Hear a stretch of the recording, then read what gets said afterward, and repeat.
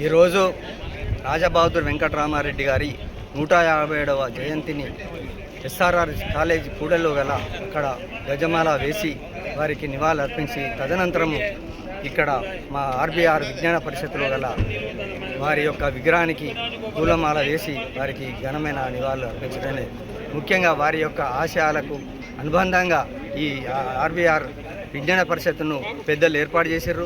వారికి అనుగుణంగానే పేద విద్యార్థులకు అనేక మందికి హాస్టల్ సౌకర్యాలు కానీ విద్యా సౌకర్యాలు కానీ కల్పించాలని బీఈడి కాలేజీ కూడా ఏర్పాటు చేయడం జరిగింది. వారు ఒక కోత్వాల్గా నైజాం కాలంలో పనిచేసి ఒక రాజా బహదూర్ అని బిరుదు అంకిత చేసుకున్నటువంటి గొప్ప వ్యక్తి.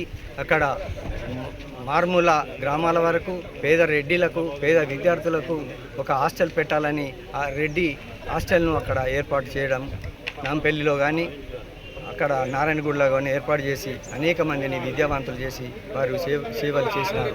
వారి యొక్క చిన్న కుటుంబంలో పుట్టినప్పటికీ వారు చనిపోయే ముందు కేవలం ఆయన జేబులో 50 రూపాయలే ఉన్నాయట. మొత్తం తన యావత్ ఆస్తిని యొక్క హాస్టల్కి వచ్చిన విద్యా సంస్థలకే వారు ఉపయోగించినారు. అనేక మంది విద్యావంతులైనరు, కలెక్టర్లైనరు, కవులైనరు, కళాకారులైనరు, రాజకీయ నాయకులైనరు. అక్కడ హాస్టల్లో చదువుకున్న వాళ్ళు శ్రీనారాయణ రెడ్డి కావచ్చు, రామరెడ్డి కావచ్చు, అనేక మంది ఇట్లా అయినరు.